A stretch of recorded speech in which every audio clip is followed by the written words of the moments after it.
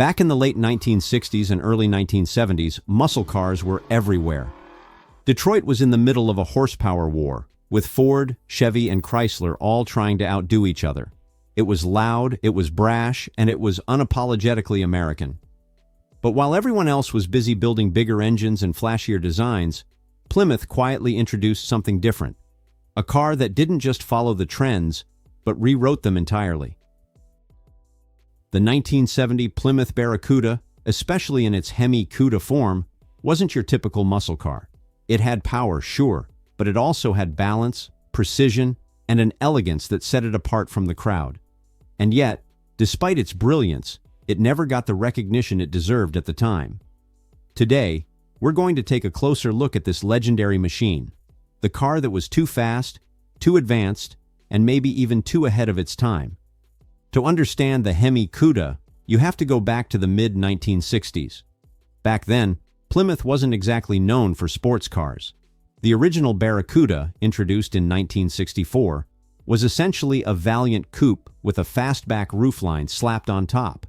It was functional, but it wasn't exactly groundbreaking. Critics dismissed it as a poor man's Mustang, and sales reflected that sentiment. But behind the scenes, something remarkable was happening.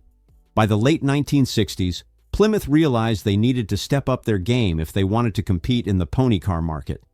Enter the third-generation Barracuda, unveiled in 1970. This wasn't just a redesign, it was a complete reinvention.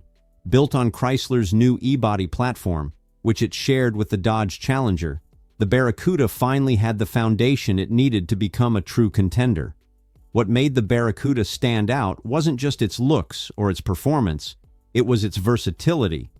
Available in coupe, convertible, and fastback configurations, the Barracuda catered to a wide range of buyers. But it was the top-of-the-line Hemi Cuda that stole the spotlight.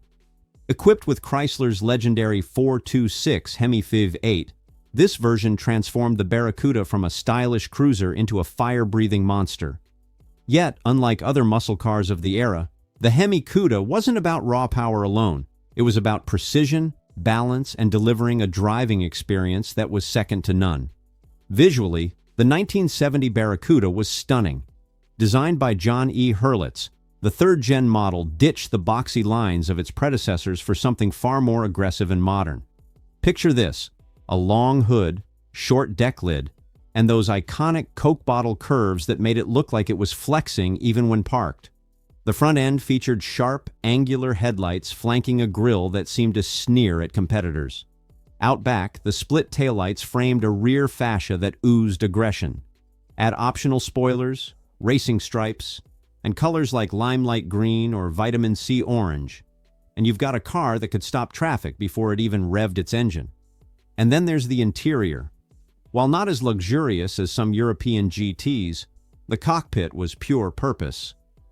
Bucket seats hugged you tight during hard cornering, while the dashboard kept things simple but functional. If you opted for the rally gauge package, you'd get a tachometer staring you down, reminding you that this car was meant to be driven hard. Every detail served a purpose. Even the massive air scoops on the hood weren't just for show. They fed oxygen directly into the Hemi's hungry carburetors. Form followed function beautifully here, making the Cuda as lethal as it was gorgeous. Now let's talk about what made the Hemi Cuda so special under the hood. At its heart was the 426 Hemi V8. Displacing 7.0 liters and producing a factory-rated 425 horsepower. Though real-world numbers likely exceeded 500, this engine was a force of nature. Its hemispherical combustion chambers gave it unparalleled efficiency and power output, earning it the nickname the Elephant Engine due to its size and strength. Paired with either a heavy-duty 4-speed manual transmission or a TorqueFlite automatic, the Hemi Cuda could sprint from 0 to 60 miles per hour in just 5 seconds flat. Quarter-mile times hovered around 13 seconds, which may sound pedestrian today, but was absolutely blistering in 1970. For context, this thing could outrun a Ferrari Daytona and give a Corvette Stingray a run for its money, all while wearing a Plymouth badge. Suspension upgrades included heavy-duty leaf springs, sway bars, and upgraded shocks to handle the immense torque. Weight distribution remained a challenge, with the big Hemi pushing nearly 60% of the weight onto the front axle. But thanks to precise steering and sticky tires, the Cuda still handled better than most muscle cars of the era. Of course, none of this came cheap. A fully loaded Hemi Cuda cost upwards of $4,000, about double the price of a base model.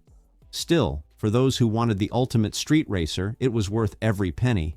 Despite its incredible performance, the Hemi Cuda never sold in huge numbers. Just 650 coupes and 14 convertibles left the factory with the Hemi option in 1970. Part of the reason was timing. By 1971, tightening emissions regulations and rising insurance premiums began strangling the muscle car market. The writing was on the wall, and the Hemi Cuda's reign was tragically short-lived. Yet, its legacy endured. Enthusiasts quickly realized what a gem they had. On drag strips, road courses, and even city streets, the Hemi Cuda proved itself time and again. Stories abound of unsuspecting drivers humiliating exotic imports with their unassuming Plymouths. Today, surviving examples are worth millions, with pristine Hemi Cudas routinely fetching seven-figure sums at auction.